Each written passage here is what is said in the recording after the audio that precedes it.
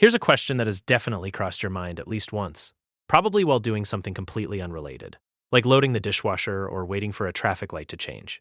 Could you, a regular human being, with your standard issue arms and legs and completely average grip strength, actually win a fight against an animal? Not with a weapon, not with a truck, not with a very long stick you found on the ground. Just you, your body, and whatever primal thing wakes up in the back of your brain when something with claws starts making decisions about your face. This is the question we're actually going to answer today. Not the version where you're cheering from the stands, the version where you're in it. And the answer is more interesting and more complicated and more humbling than you probably expect. Because some of these fights, you genuinely can win. And some of them, you absolutely cannot. And knowing which is which might be the most practically useful thing you learn this week. Let's start with the baseline, because it matters. Humans are physically bizarre. We're not the fastest. We're not the strongest. We don't have venom or armor or teeth designed to kill anything. What we have is endurance, opposable thumbs, a brain that can construct a plan under pressure, and two free hands that evolution specifically designed to grab and manipulate things.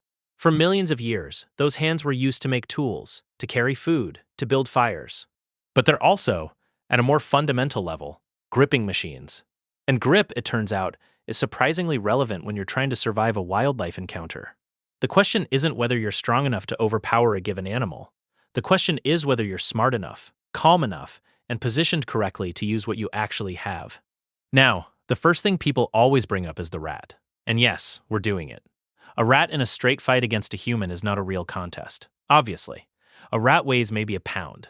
You weigh, let's say conservatively, somewhere north of 120. That's not a fight, that's a misunderstanding. But here's why the rat actually belongs in this conversation. Because the question isn't just about size, it's about psychological readiness. Most people, confronted with an aggressive rat, completely freeze. They shriek, they jump backward, they experience a full-body autonomic panic response completely out of proportion to the actual physical threat. The rat hasn't touched them. The rat has simply existed in an alarming way. And yet the person is already defeated. This is the pattern that runs through almost every human-animal conflict. It's not the animal's physical power that wins, it's the human's mental collapse that loses. So let's actually go through this, because the list of animals a human can genuinely beat in a direct confrontation is longer and stranger than most people think. Let's start with something that sounds absurd and isn't. A kangaroo. Your average eastern gray kangaroo stands about 6 feet tall and weighs somewhere around 130 to 150 pounds. It has clawed forearms and rear legs powerful enough to disembowel a dog in a single kick. And there are documented cases of kangaroos fighting humans and losing. Not because humans are physically superior, but because a kangaroo's entire fighting strategy depends on grabbing its opponent and delivering repeated rear leg strikes downward. The moment you change the geometry, the moment you stay upright and deny it the leverage it needs, the kangaroo doesn't really have a backup plan. It's a specialist. Specialists are beatable if you refuse to fight on their terms. Here's the thing about animal fighting strategies that most people never think about. Almost every animal on Earth has evolved one or two specific techniques that work brilliantly on its natural prey and its natural predators. Those techniques are deeply instinctive. They're not flexible. They're not adaptive in real time. A leopard goes for the throat. A kangaroo rakes downward. A constrictor wraps and squeezes. These are not tactics the animal is consciously selecting. They're more like pre-installed software. And software, when you understand it, has exploits. A human who understands exactly what the animal is trying to do has a meaningful advantage over a human who's just panicking. This is not a comfortable thing to think about in the moment, but it is the difference between surviving and not. Let's talk about medium-sized predators, because this is where things get genuinely interesting. The wolverine. People laugh at the wolverine because it weighs 40 pounds and looks like a grumpy stuffed animal. Stop laughing. The wolverine has been observed driving adult grizzly bears away from kills. Not by strength, by aggression so overwhelming and relentless that the bear makes a calculation that the fight isn't worth the damage. And the wolverine will cause damage. It has the bite force relative to its size of almost any animal alive and no apparent concept of self-preservation. In a direct confrontation, your only real asset against a wolverine is weight. You outweigh it by a factor of 4 or 5. If you can get it pinned under you and stay there, the wolverine's tactical options shrink dramatically. But this requires a level of composure that most people simply do not have when something with that level of energy is attached to their leg. What about a goose? I know how that sounds. But a Canada goose is not a joke animal. A full-grown Canada goose can weigh up to 20 pounds, has a wingspan of over 5 feet, and possesses a beak that functions roughly like a serrated pair of pliers attached to a creature that has no concept of backing down. Geese attack from the front. They go for the face and the arms. They hiss first and then commit completely. Now, could a human beat a goose? Yes, easily, in terms of raw physical matchup. But the reported rate of humans who actually fight back effectively against aggressive geese in the moment is surprisingly, embarrassingly low. People cover their faces and walk backward in hope. The goose interprets this, correctly, as victory. Stand your ground, block the beak strike with a forearm, maintain a wide posture, and the goose almost always retreats. Almost always. The exceptions are nesting females. Do not go near a nesting female goose. That is a level of commitment you cannot match. Let's talk about the animals where the honest answer is no. Because that matters just as much. A chimpanzee. People see chimpanzees and think, small, cute, manageable. Chimpanzees are not manageable. A male chimpanzee is roughly 60% of your body weight, and somewhere between 4 and 8 times as strong pound for pound. They have canine teeth designed to bite through wood. They attack in ways that are specifically targeted and strategic. There was a chimpanzee attack in California in 2009, where the animal severed fingers, removed most of a human face, and caused injuries so catastrophic that the victim spent years in reconstructive surgery. That chimpanzee weighed about 200 pounds. The largest recorded wild chimpanzees don't even reach that. You do not want to fight a chimpanzee. There is no technique, no positioning, no adrenaline spike that meaningfully changes those odds. This is not a fight. This is a mauling with extra steps. What about a large dog? A really large dog, like an adult male Rottweiler, or a Kangal, which is the livestock guardian breed with the highest recorded bite force of any domestic dog. A Kangal bites at around 743 psi. A human bites at maybe 150 to 200. This is not a comparison that goes well for us. But here's the actual answer. A fit adult human, in a direct physical confrontation with a large dog, does have a real chance. Dogs are not grappling animals. They bite and hold or bite and shake. If you can absorb the initial bite on a forearm, accept that cost, and use your free hand to gain control of the dog's head or throat, you have leverage the dog cannot counter. This is ugly. This involves accepting serious injury to one part of your body to save the rest, but it is a viable, documented strategy. People have done it. The psychological barrier is enormous. The physical reality is that you are simply bigger and your hands are more versatile than any dog's mouth. Now here's a category that doesn't get enough attention. Birds. Not backyard birds. Big birds. Ostriches and cassowaries specifically. An ostrich stands 8 feet tall and weighs over 300 pounds. It runs at 45 miles per hour. It kicks forward with a claw designed to disembowel threats, and does so with the kick force of over 1,000 pounds. You cannot outrun it. You cannot overpower it. Your only meaningful option is to drop flat to the ground, because the ostrich's strike is a forward-downward kick, and a prone human presents a drastically smaller and harder-to-hit target, while also removing the ostrich's leverage. This is not a guarantee, but it's not nothing either. The cassowary is smaller and more aggressive and has a 5-inch dagger claw that it uses in a jumping kick motion. Cassowaries have killed humans. Not many, but they have. The same prone strategy applies. Neither of these fights is one you seek out. Both of them, if you understand the mechanics, are survivable.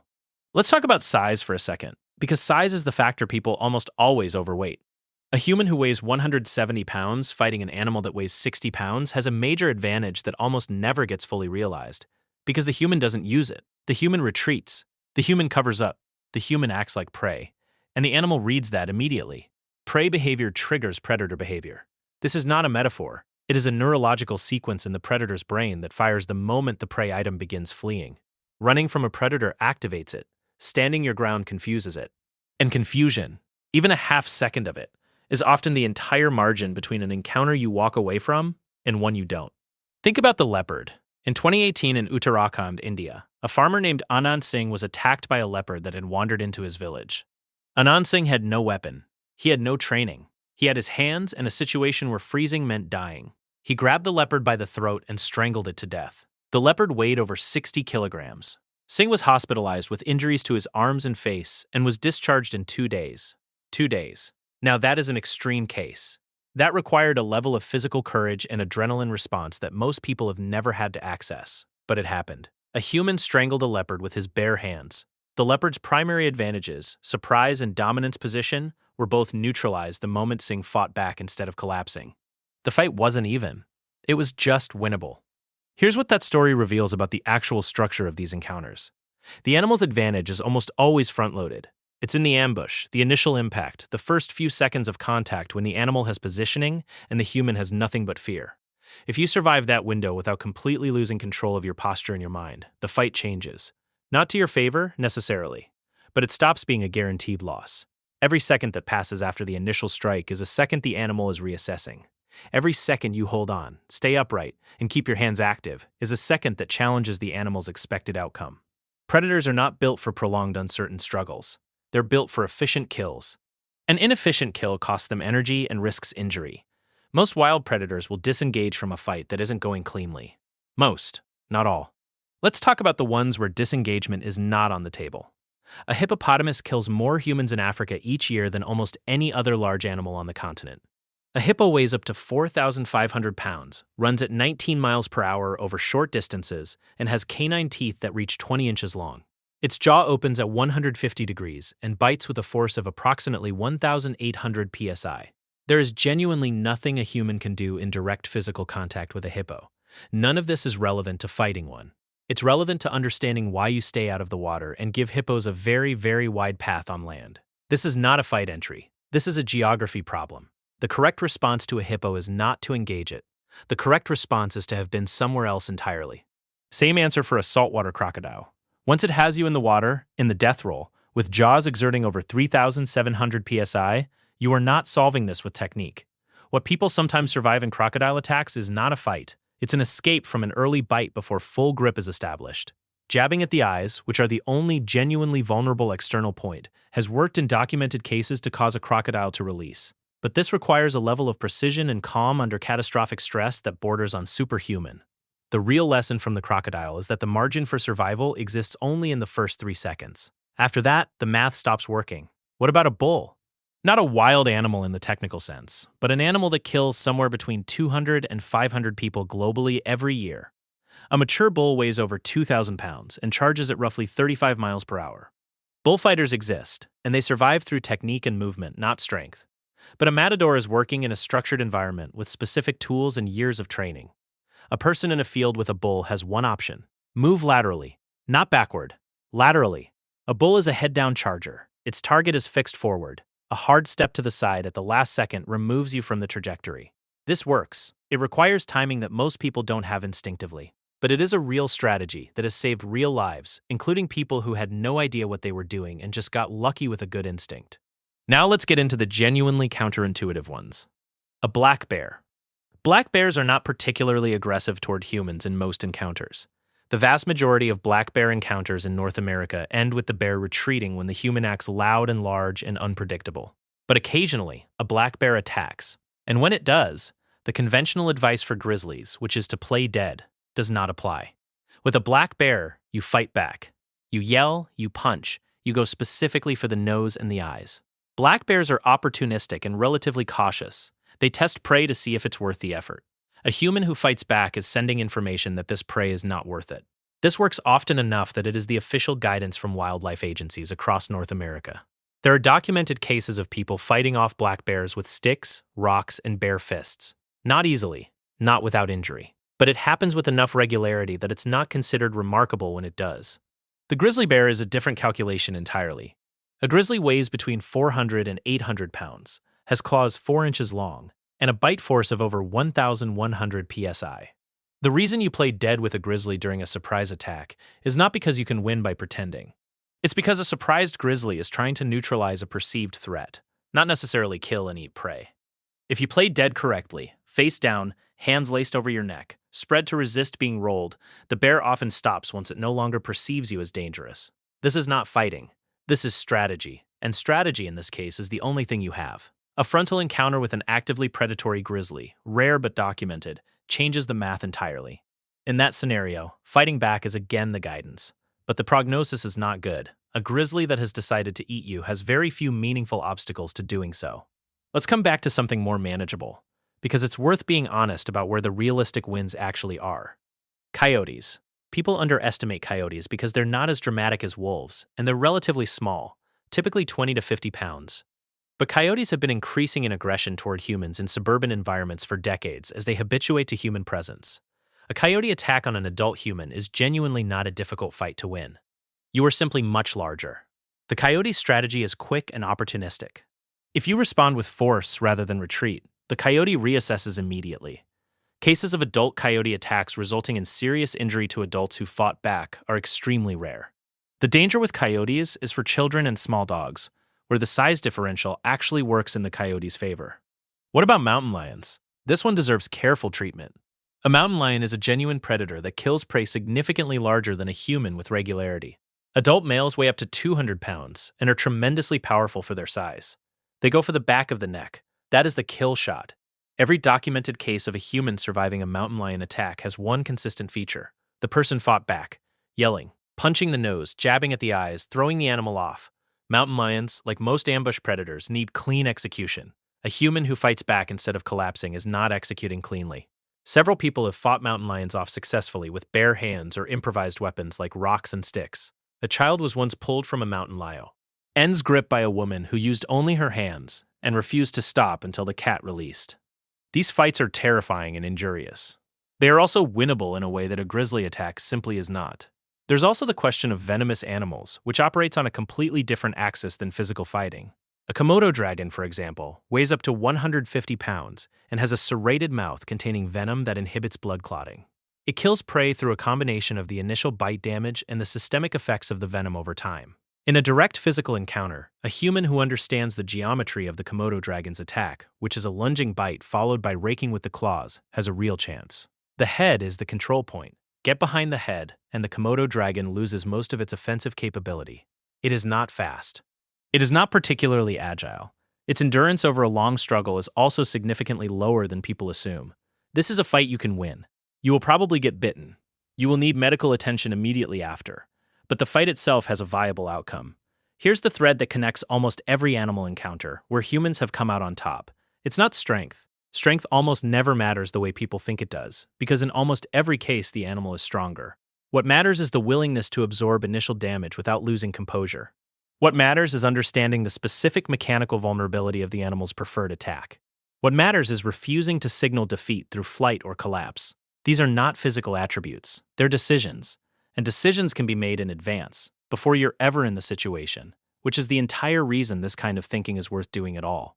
Let's talk about wolves, because wolves carry an enormous amount of cultural weight, and it distorts how people think about them. Wolves are ambush pack hunters.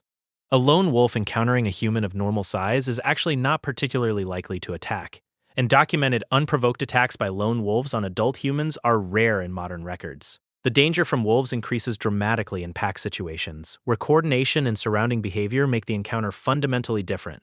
A human facing a single wolf, standing ground, making eye contact, and projecting size and noise is usually going to watch that wolf retreat.